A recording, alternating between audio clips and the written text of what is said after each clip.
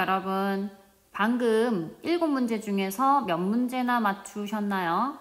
지난 차시 영상을 열심히 본 학생들은 아마 많이 맞췄을 것 같습니다. 쌤이 영상을 찍는 오늘이 바로 4월 말인데 아마 곧 오프라인 개학을 할 것 같아요. 그래서 슬슬 수행평가 준비를 해야만 합니다. 화이팅! 이번 차시부터 본격적으로 감상 수행평가를 위한 수업이 시작됩니다. 오늘은 파블로 피카소의 게르니카와 들라크루아의 민중을 이끄는 자유의 여신까지만 배워볼게요. 시작합니다. 파이팅! 작품은 이 4가지 순서에 따라서 배우게 될 텐데 외우지 않아도 돼요. 이 안내에 따르면 되는 거고 1단계, 2단계, 3단계, 4단계가 있습니다. 그 중에서 여러분이 어려워할 것 같은 유파라는 말이랑 조형 요소와 원리에 대해서 간단히 설명을 하고 시작을 할게요. 자, 유파라는 것은 주로 학계나 예술계에서 생각이나 방법이 경향이 비슷한 사람이 모여서 이룬 무리를 말합니다. 무리. 그래서 우리는 입체파 오늘 배울 거고 같은 말로 입체주의입니다. 그 다음에 낭만파 배울 거예요. 낭만파 같은 말로 낭만주의입니다. 그래서 쉽게 생각해서 뭐 칠공주파 이런 말 막 들어봤어요? 그 막 친구들끼리 모인 무리를 7명 모인 무리를 칠공주파 이렇게 부르는 거잖아요. 그래서 이 사람들도 뭐 성향이 비슷한 화가들끼리 묶어놓은 그룹이라고 생각하면 됩니다. 자, 두 번째 조형 요소와 원리에 대해서 설명을 할 건데 사실 중학교 때 다 배웠어요. 그래서 간단하게만 할게요. 교과서 부분인데 조형 요소는 뭐냐면 형, 색, 명암, 질감, 양감 혹은 뭐 점, 선, 면 이런 걸 말하거든요. 그림을 그릴 때 뭐 색깔이라든지 선, 점, 뭐 명암, 양감, 질감 이런 재료들을 활용을 해서 그림을 그리잖아요. 그래서 요거는 그림이나 뭐 미술 작품을 만드는 재료라고 생각하면 돼요. 조형 요소는 미술 작품의 재료다. 그럼 조형 원래는 뭐냐? 이런 재료들을 가지고 비례감을 줄 건지 유길동감을 줄 건지 아니면 색이라는 조형 요소를 뭐 검은색, 흰색 써서 대비를 시킬 건지를 그러니까 조형 요소를 어떻게 사용할 것인지에 대한 방법을 조형 원리라고 생각하면 됩니다. 이렇게 말로만 하면 어려울 거고 교과서 36쪽부터 39쪽 한번 읽어보시면 대충 감이 오실 것 같아요. 여러분 이 작품 기억나시나요? 선생님이 첫 시간에 이 작품만 굉장히 시간을 오래 들여서 가르쳐줬던 기억이 납니다. 형태가 굉장히 일그러져 있고 조금 독특한 모양인데 이렇게 좀 형태를 일그러뜨리고 뭐 왜곡하면서 그림을 그린 화가가 있습니다. 네, 파블로 피카소라는 화가죠. 되게 유명한 화가고요. 이 사람이 그린 게르니카라는 작품인데 게르니카는 스페인의 한 지역 이름이에요. 뭐 대한민국 대구광역시 뭐 이런 지역 이름이고 피카소가 이 지역의 그림을 그린 이유는 스페인이 자기의 고향이거든요. 자기 고향 땅의 한 도시인 게르니카에서 일어난 뭔가 조금 참혹한 듯한 그런 사건을 그린 그림입니다. 자, 그럼 본격적으로 감상을 해볼 텐데 선생님이 설명했던 단계에 따라서 할 건데 이런 내용들은 외우지 않아도 됩니다. 그냥 안내일 뿐이에요. 그래서 안내에 따라서 차근차근 감상을 해봅시다. 먼저 작가 이름과 작품 제목과 유파. 저 사람 네, 바로 파블로 피카소라는 작가의 게르니카라는 제목을 가진 작품이고요. 유파는 입체주의 유파입니다. 자, 여러분 입체주의라는 것이 무엇인지 조금 생소할 수 있습니다. 이것은 바로 피카소의 그림의 특징을 대변하는 말이라고 할 수 있는데 입체라는 글자에 답이 있습니다. 여러분 입체라고 하면 어떤 것이죠? 입체와 평면은 다른 거잖아요. 평면은 한 부분만 볼 수 있어요. 반면에 입체물은 앞에서도 볼 수 있고 옆에서도 볼 수 있고 뒤에서도 볼 수 있는 거죠. 그런 걸 입체물이라고 하는데, 사실 보통 화가들이 그림을 그리는 도화지는 평면이잖아요. 그럼 이 평평한 평면 도화지에다가 어떻게 대상의 앞모습도 그리고 옆모습도 그리고 뒷모습도 다 그릴 수 있을까? 이런 고민을 한 거죠. 그 방법을 피카소가 되게 독특하게 찾아냈는데, 어떤 방식을 취했냐면 대상의 옆모습도 그려놓고 앞에서 본 모습도 그려놓고 뒤에서 본 모습도 막 그냥 한 번에 다 섞어버리는 거야. 이걸 어려운 말로 다시점, 다양한 시점에서 본 모습을 한 화면에 넣어버리는 거죠. 그래서 뭐 사람 얼굴을 그리는데 뭐 코는 옆모습인데 눈은 앞에서 본 모습을 그려요. 뭐 여기 하나 더 달릴 수도 있어요. 그런데 또 귀는 뭐 옆모습인 거예요. 그런데 또 입은 약간 45도 각도에서 본 거고, 콧구멍은 뭐 또 앞에서 본 모습을 그린다든지, 이렇게 그리다 보니 피카소 그림이 조금 괴상하게 보이고 형태가 일그러져 보이는 거죠. 그다음에 이제 조형 요소와 원리를 알아볼 텐데, 보시면 알겠지만 이 작품은 흰색, 회색, 검정색 등의 무채색만 사용이 되었어요. 무채색이라는 색은 말 그대로 그냥 흰색, 회색, 검정 같은 채도가 없는 색깔을 말합니다. 당연히 어둡고 칙칙한 분위기가 나죠. 그다음에 밝고 어두움의 흑백 대비가 두드러져서 부드러운 느낌보다는 강렬한 느낌이 들어요. 그리고 여러분 봐서 알겠지만 인물이나 동물의 형태가 굉장히 왜곡되고 괴상해요. 좀 이상하죠. 뭐 근데 이게 사실 입체주의랑 뭐 피카소 그림의 특징이기도 해요. 그다음에 작품에 그려진 것을 볼 텐데, 저번에 많이 봤어요. 자, 울부짖고 있는 말이라든지, 조금 이제 괴상하게 뭐 뿔이 뭐 눈 위에 달린 황소라든지, 뭐 축 늘어진, 아마 죽은 것 같은데 이 아이를 안고 있는, 울부짖고 있는 엄마겠죠. 그다음에 뭐 팔이 잘려 있는데 부러진 칼을 들고 있다든지, 뭐 이런 전반적인 형태들이 굉장히 뭐 괴이하고 고통스러워 보이는 그런 모습이 그려져 있습니다. 2단계 갈게요. 2단계는 조사와 분석인데, 작가와 작품에 대한 조사가 들어가는 거예요. 근데 여러분은 이미 영상과 선생님의 저번 설명으로 인해서 많이 알고 있을 겁니다. 이 작품을 그릴 당시 피카소는, 이 작가는 이미 입체주의의 대표 화가로서 세계적으로 유명한 화가였습니다. 영향력이 있는 화가였어요. 그런데 당시에 스페인이 전쟁 중입니다. 누구랑 싸우냐면 스페인 정부랑 이거에 반대되는 이제 반대하는 군인들이 싸워요. 이게 대표자가 프랑코인데, 또 웃긴 게 뭐냐면 이 프랑코랑 같은 편이 있어요. 여러분이 다 아는 나치, 히틀러를 말하는 거죠. 너랑 같은 편이에요. 자, 그러면 둘이 같은 편이니까 또 요 정부랑, 스페인 정부랑 히틀러랑 또 적이라고 봐도 되겠죠. 그래서 히틀러가 아무 죄 없는 스페인의 게르니카라는 지역에 폭격을 막 합니다. 그냥 미사일 실험한다고. 당연히 너무 많은 사람이 죽고 도시 상당 부분이 파괴되었거든요. 근데 이제 당시 이제 프랑스에 있던 피카소가, 스페인이 고향이잖아요. 그래서 나치에 의해 파괴된 스페인 게르니카 소식을 듣고 너무 화가 나요. 막 화가 납니다. 화가 나서 이 그림을 3일 만에 그렸고, 모두가 볼 수 있는 파리 만국 박람회라는 곳에 전시를 해요. 만국 5만 가지 나라들이 뭐 이것저것 다 전시하는 그런 자리인 거죠.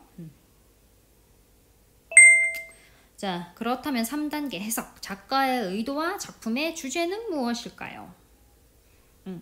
나치의 폭격으로 파괴된 도시 게르니카, 그리고 그 속에서 고통스러워하는 인간과 동물들의 모습을 통해 전쟁의 참혹함을 폭로하고 전쟁하지 말자라는 반대를 하는 거죠. 이 작품을 통해. 그런데 이제 고통만 있는 게 아니고 작품 중앙에 뭐 램프랑 빛 같은 게 있어요. 요거는 아무리 이런 상황이지만 우리는 이제 희망을 잃지 말고, 전쟁을 앞으로 하지 말고 긍정적인 미래를 바라보자 라는 그런 좀 희망적인 메시지도 담았다고 우리는 해석을 할 수 있습니다.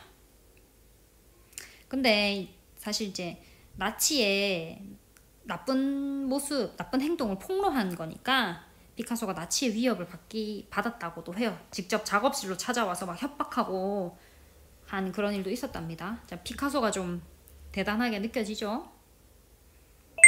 자, 그럼 4단계 판단. 이 작품의 가치에 대해서 판단을 해볼 텐데, 보면 이 그림은 피카소의 대표작으로서 전쟁의 참혹함을 고발한 20세기 반전회화의 걸작이다. 반전회화라는 거는 전쟁을 반대하는 회화라는 소리예요.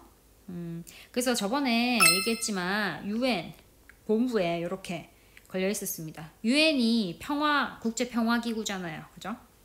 그 다음에 이제 이런 전쟁을 반대하는 주제를 그린 그림으로는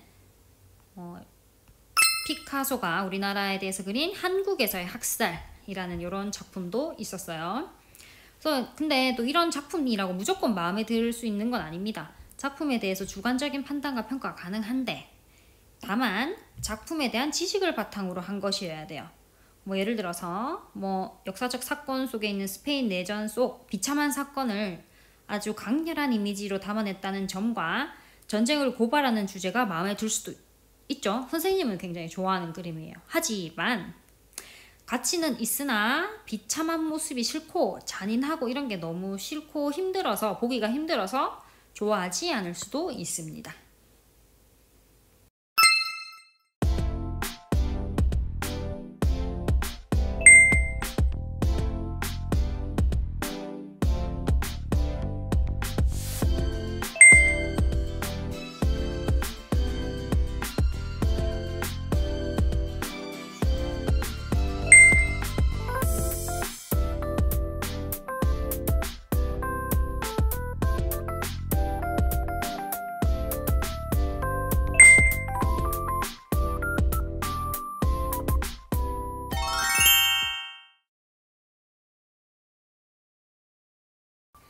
네, 두 번째 작품인데요. 이 작품은 본격적으로 단계에 따라서 배우기 전에 한번 선생님이랑 살펴보고 시작을 할게요. 그림에서 가장 먼저 눈에 띄는 사람은 누구인가요? 바로 이 중앙에 있는 여자분이죠. 그럼 여자분의 옷차림을 주변의 다른 사람들과 한번 비교를 해볼게요. 동일 시대의 인물로 보이나요? 선생님 눈에는 마치 고대 그리스에서나 입을 법한 옷을 입은 것 같아요. 이 여자는 사실 여신입니다. 여신의 모습을 표현을 했고요. 이 여신은 오른손에 삼색기를 들고 있어요. 세 가지 색깔을 가진 깃발이란 뜻인데 이 깃발이 무슨 나라 깃발인지 혹시 아세요? 네, 프랑스의 국기입니다. 아마 작가가 프랑스 사람이거나 이 사건이 프랑스에서 일어난 사건을 다루고 있는 것 같아요. 여신의 왼손을 한번 볼까요? 이 여신의 왼손에는 굉장히 긴 총이 들려져 있는 것 같습니다. 자, 그럼 화면의 왼쪽에 있는 이 모자 쓴 남자 아저씨도 한번 볼게요. 이 아저씨 옷차림을 한번 봐주세요. 이 아저씨 돈 많아 보이시나요? 네, 돈 많아요. 돈 많은 사람 어려운 말로 부르주아라고 하죠. 신흥 부자 계급을 부르주아라고 불렀는데요. 이 부르주아 아저씨도 여신과 함께 하고 있는 것 같습니다. 부르주아 아저씨 뒤에 이 아저씨도 한번 봐주세요. 이 아저씨는 부르주아 아저씨랑 비교해서 옷차림이 조금은 다르죠. 돈이 조금 적어 보여요. 신분이 다르거나 재산이 조금 다른 계층인 것 같습니다. 화면의 반대쪽으로 가볼게요. 여신이 총을 들고 있는 쪽에 이 어린 소년도 보이시나요? 나이가 아마 굉장히 어린 것 같고 여러분보다 조금 어릴 수도 있을 것 같아요. 이 소년도 옷차림을 봐서는 그렇게 신분이 높은 것 같지는 않습니다. 그러니까 이 세 사람을 통해서 뭔가 다양한 계층과 다양한 연령의 사람들이 여신과 함께함을 알 수 있어요. 그리고 이 앞에는 여신을 굉장히 우러러보고 있는 사람도 보이고요. 반면에 그 밑에 있는 사람들을 한번 볼게요. 여기 밑에는 아마도 죽어 있거나 쓰러져 있는 사람들이 보이죠. 그래서 밑에는 분위기가 굉장히 암울하고 조금 슬픈 반면에 그 화면의 위쪽에 있는 사람들은 뭔가 힘차 보이기도 하고 화가 나 보이기도 하고 어디론가 나아가고 있는 모습인 것 같아요. 이렇게 그림을 조금 상세히 살펴봤는데요. 우리가 살펴본 이 그림의 제목은 바로 민중을 이끄는 자유의 여신이라는 작품이고요. 작가는 들라크루아라는 작가입니다. 여러분이 이미 알고 있던 그림일 수도 있어요. 굉장히 유명한 그림인데 작가 이름과 제목은 모르는 사람들은 꼭 외워주세요. 제목에서 보면 그림에 내용을 설명하고 있습니다.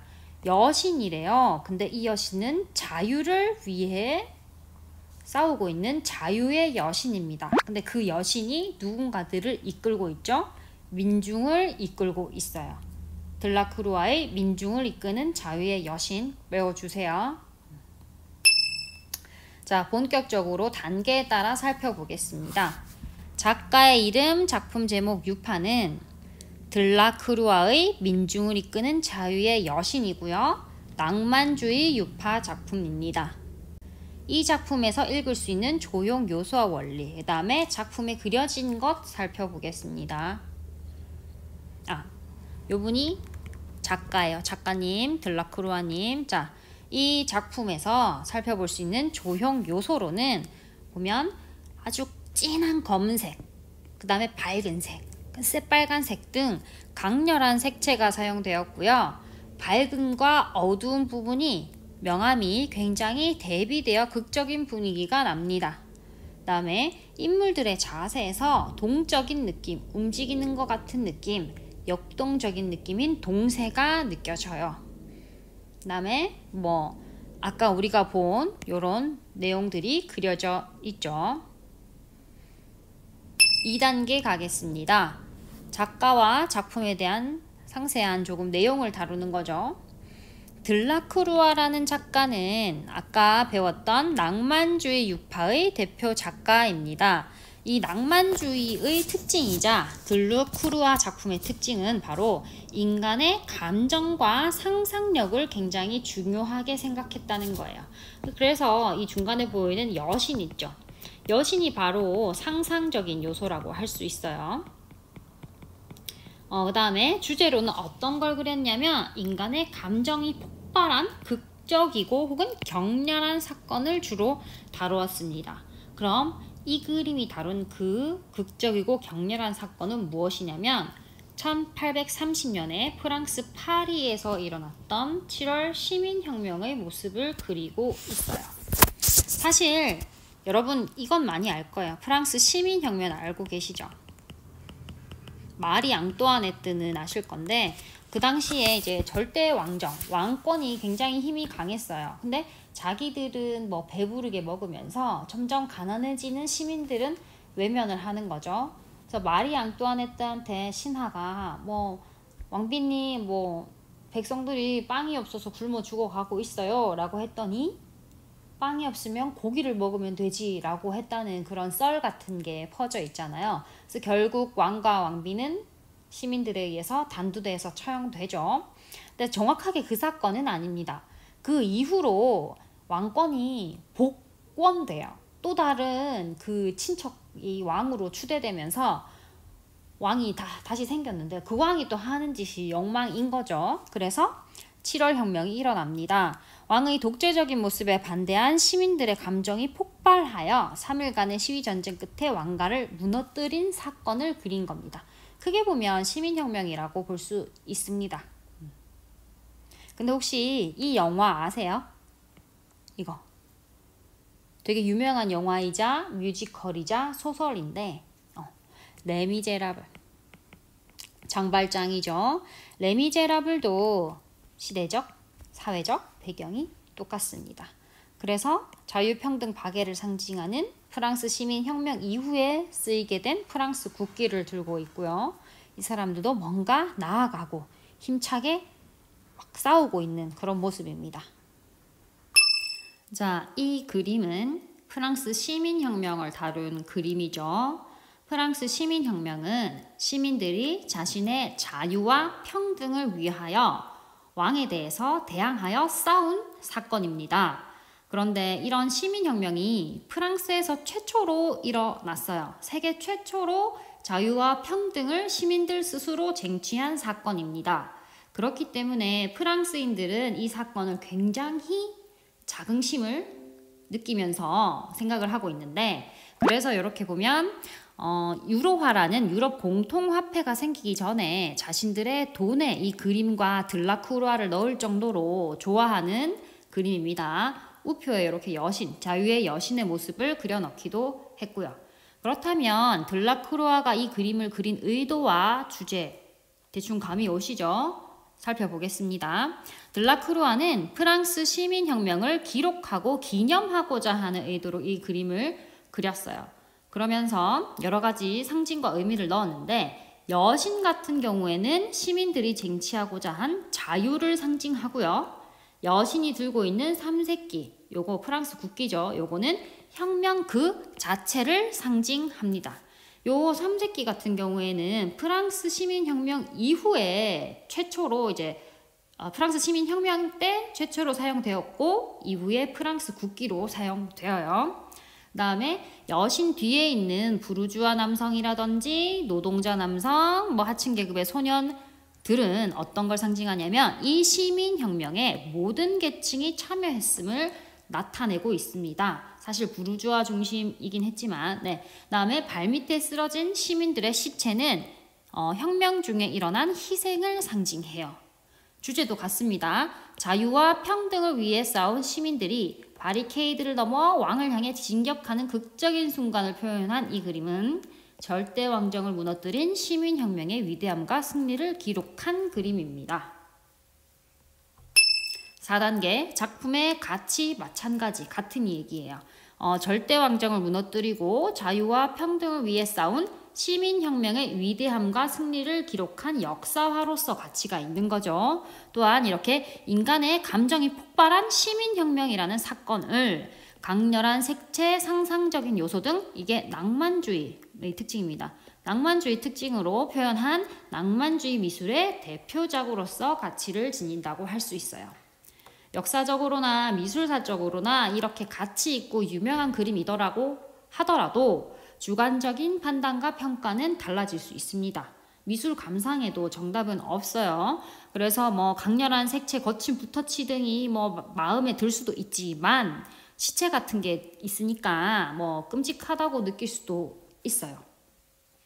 현대 여성 미술가들은 이렇게 비판하기도 합니다. 왜 꼭 여신을 이렇게 반나차의 상태로 표현을 해야만 했을까?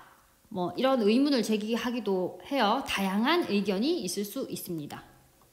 다만 그 의견은 미술적 지식을 바탕으로 한 것이어야겠죠.